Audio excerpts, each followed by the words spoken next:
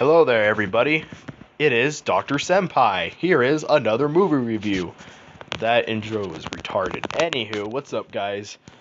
This is fucking Dr. Senpai, and we're back with a movie review of Solo: A Star Wars Story. And damn, I gotta say, I like this one.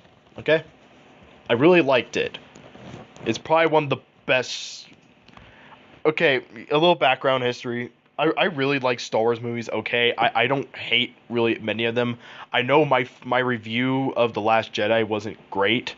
I didn't feel great about it, but on second viewing, I ended up really liking the movie, just about as much as I did The Force Awakens. Now it's one of the best Star Wars. I really like all of them, even the prequels. Fuck you, how dare you like the prequels? But you know what?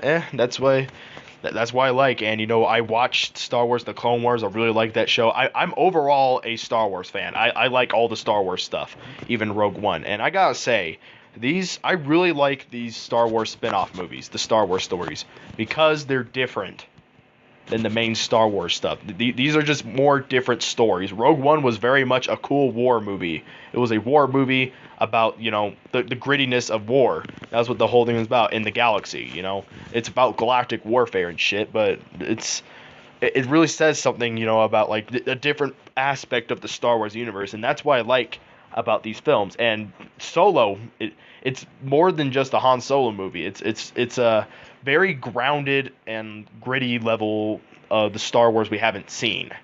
The movie takes a different direction with Han Solo as its main character, who's played by a different dude, and it's young Han Solo. And the dude, what's his name? I think Alden Ehrenreich or something like that. Yeah, that dude who plays Han Solo, he did really well, I have to say. And Donald Glover, I'm already a fan of Childish Gambino, so I knew this. Very talented, very good as Lando Calrissian, who's also in this movie.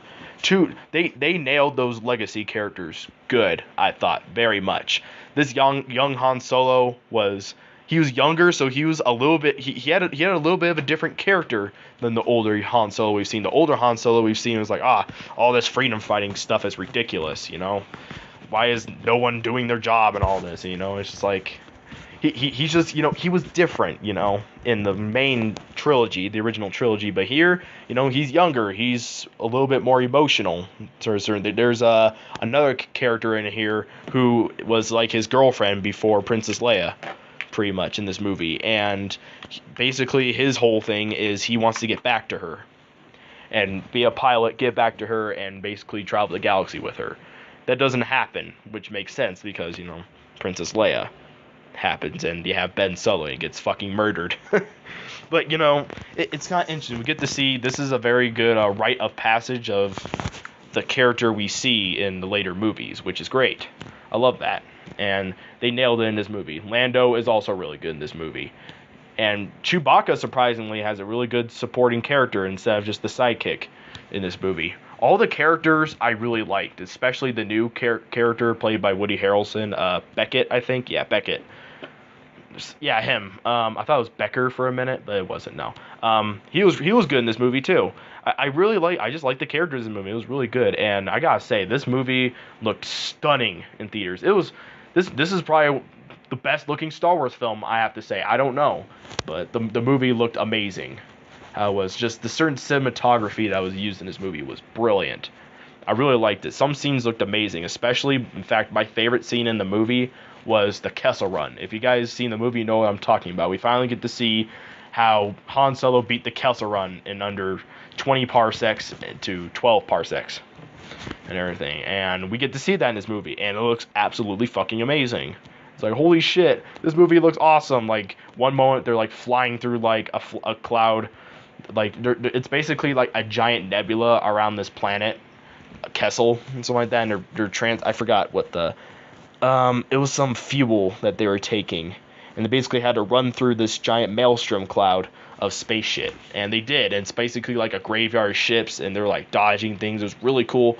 It was a really cool, flying scene. There was they were being chased by the Empire and their TIE fighters and everything. It was really cool, and they find like a giant space monster that they suck into like a gravity well, and that was really cool.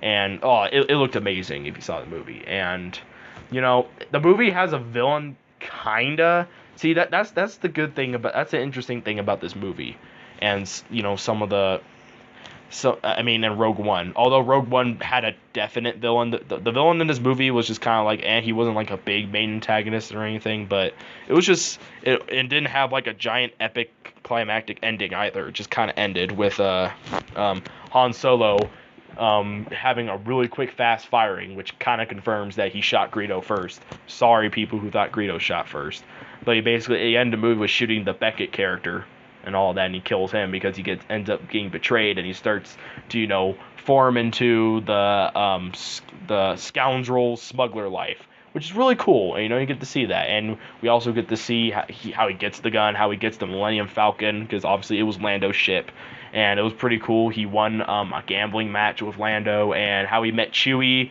was kind of cool too, where basically he was thrown into a pit because the Empire, he worked for, it was kind of interesting to reveal that Han Solo was working for the Empire a little bit because he wanted to go into pilot training, but he just ended up becoming a ground soldier, and they thought he was a trespasser, and they tossed him into a pit, and he helped Chewbacca escape this pit because they called him a beast, and he was like being abused down there. So they became good friends, and that was really interesting. I really liked that. Oh, and then there was a Darth Maul cameo in this movie. Fuck yes.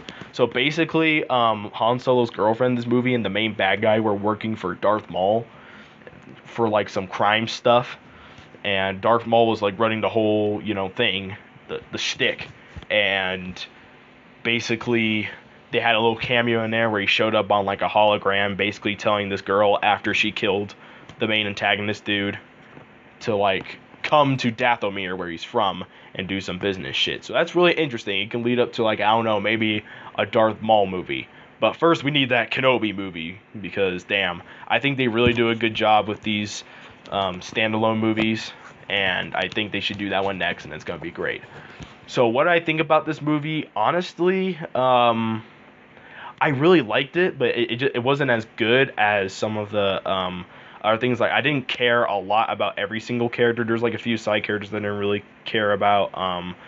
The movie was like really fast. The pacing was pretty fast. There wasn't no time to like chill out and do certain stuff. The movie was like pretty much a lot of action, so the pacing was like breakneck speed, a little too fast in my opinion. So this movie is an honest like 8 out of 10. Yeah, I'd say it's about an 8 out of 10.